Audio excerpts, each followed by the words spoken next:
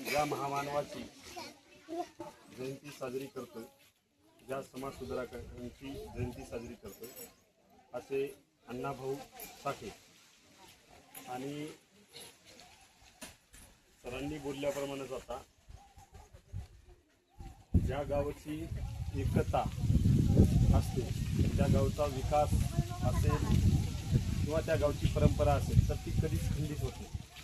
आणि तेच एक ज्वलंत उदाहरण जर आज आपल्याला बघायचं झालं तर या ठिकाणी शाहीर अण्णाभाऊ साठे यांची जयंती साजरी करत असताना या ठिकाणी छत्रपती शिवाजी महाराज, महात्मा बसवेश्वर, अहिल्याबाई होळकर, त्यानंतर महात्मा ज्योतिबा फुले, सावित्रीबाई फुले, बिरसा मुंडा आणि डॉक्टर बाबासाहेब आंबेडकर यांच्या सर्व प्रतिमेचे पूजन करून आपण या ठिकाणी छोटी खाली नाही तर ही जे सगळ्याच्या विचाराची जयंती म्हणजे भव्य जयंती आपण या ठिकाणी आपण आज साजरी केली.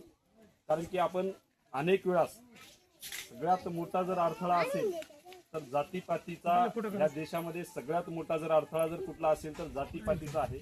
आणि सगळ्या जर जातीपातीला जर आपण एकत्र घेऊन जर काम केलो तर ते निश्चितच आयुष्यासाठी आणि भविष्यासाठी एक जबरदस्त शिकवण असेल. आणि ही परंपरा आपण मागल्या 5-6 वर्षापासून मी पाहतोय आपल्या हातून ही परंपरा एकदम चांगल्या पद्धतीनं आपल्या गावामध्ये राबवल्या जाते. पण हीच परंपरा राबवत असताना आपल्या ज्या समाजसुधारकांच्या जे विचार होते ते विचार आपण अंगीकारायला पाहिजे.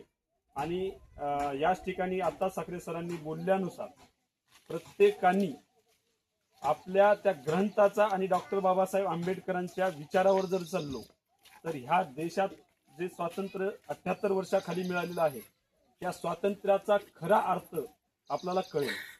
खरा अर्थ कळण्यासाठी काय करावं लागेल तर बाकी कुठल्याही गोष्टी करण्याची गरज नाही. शिक्षण आणि डॉक्टर बाबासाहेबांचं संविधान, हे जे डॉक्टर बाबासाहेबांचं जे संविधान आहे ते संविधान जगामध्ये नंबर 1चं पुस्तक आहे. या संविधानामध्ये जे संविधानिकरित्या आपल्याला जे हक्क, मूलभूत हक्क दिल्या गेलेले आहेत ते जर आपण हक्क जर अंगीकारलो तर या देशामध्ये कुठलाही व्यक्ती गरीब राहणार नाही, सामाजिक दृष्ट्या मागास राहणार नाही आणि जातीपातीचं राजकारण करणार नाही. त्याच्याही पुढचं सगळ्यात मोठी जर ह्या देशाला लागलेली कीड जर कुठली असेल तर जातीपातीचं राजकारण. आणि जातीपाती ह्या ज्या गोष्टी आपण जे करतो ती जगामध्ये, आपल्या देशामधली सगळ्यात भयंकर कीड आहे. तो रोग एवढा भयंकर आहे, जर आपण संविधान आणि चा जर अभ्यास नाही केला तर आपली हा जो रोग आहे तर ते वर्षानुवर्षे कमी होण्यापेक्षा वाढत जाताना कुठंतरी दिसतो. तर ह्यासाठी संविधानाचा अभ्यास करणे आणि डॉक्टर बाबासाहेब आंबेडकर असतील या जे कोणते आपले समाजसुधारक असतील, आता 12व्या शतकामध्ये जर विचार जर केलं तर 12व्या शतकामध्ये म्हणजे आजपासून कमीत कमी 800 ते 800 850 वर्षापूर्वी ज्या बसवा अण्णांनी या देशामध्ये समतेचं राज्य निर्माण करण्यासाठी त्यांनी लिंगायत धर्माची स्थापना केली. लिंगायत धर्माची स्थापना त्या काळामध्ये जे केली त्यांनी, तर या देशातला सामान्य नागरिकापासून ते उच्चभ्रू म्हणणाऱ्यापर्यंत सगळे एका मंडपाखाली आले पाहिजे आणि एकत्र सगळ्याच्या जीवनमान सारखं असलं पाहिजे, असं त्यांचं कधीचा विचार होते 12व्या शतकातले.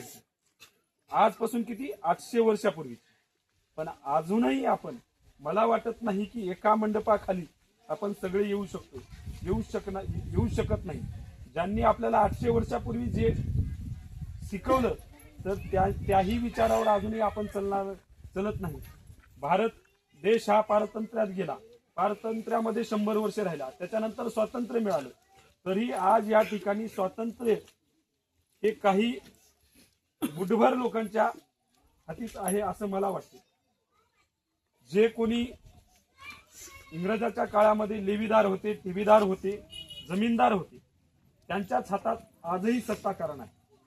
हे सत्ताकारण जर बदलायचं असेल आणि लहानातल्या लहानात आणि मोठ्यातल्या मोठ्यातलं जर एकत्र जर जीवन जगायचं जर असेल तर त्यासाठी डॉक्टर बाबासाहेब आंबेडकरांचं संविधान स्वीकारणे या देशाला फार मोठी गरज आहे. छत्रपती शिवाजी महाराजांचा समतेचा कार्यकाळ संपला, त्याच्यानंतर महाराणी अहिल्याबाई होळकरांचा संपला, त्याच्यानंतर इंग्रजाची आपल्यावर 100 वर्ष संपली, त्याच्यानंतर भारत स्वतंत्र झाल्याच्या नंतर स्वातंत्र्य झाल्याच्या नंतर खरं तर भारत देश हा 20 वर्षाच्या नंतर समरेषेमध्ये यायला पाहिजे होता, पण 78 वर्षे होऊनही अजूनही आपण आपल्या 2 टाइमच्या अन्नासाठी जर आपण लढा देत असाल तर ह्याला स्वातंत्र्य म्हणता येणार नाही.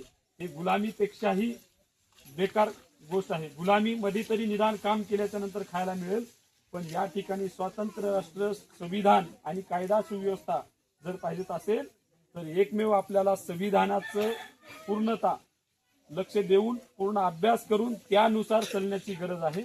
आजही गावगाड्यामध्ये अनेक लोकांना 2 टाइमच्या जेवणासाठी देखील झगडावं लागतं. आजही 78 वर्षाच्या नंतरही गावगाड्यामध्ये अनेक गावामध्ये, आपलं गाव बरं आहे, आपल्या गावामध्ये सरासरी मूलभूत सुविधा आहेत, पण अनेक गावामध्ये अनेक आता नंदुरबार धुळे सारख्या आदिवासी विभागात जर आपण गेलो, इकडे यवतमाळच्या विभागात गेलो तर अजूनही लोकांना कपडे, खाण्यासाठी अन्न, राहण्यासाठी निवारा अजूनही उपलब्ध नाही.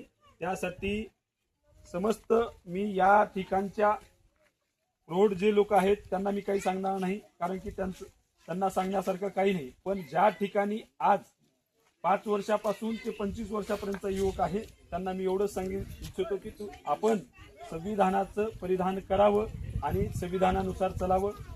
आपण या ठिकाणी जयंतीचा कार्यक्रम ठेवला, त्या कार्यक्रमासाठी माझ्यासारख्या एका सामान्य नागरिकांना बोलण्यासाठी संधी दिलात, त्याबद्दल या जयंती मंडळाचे आणि गावकऱ्यांचे मी धन्यवाद करतो आणि इथेच थांबतो. जय हिंद, जय महाराष्ट्र.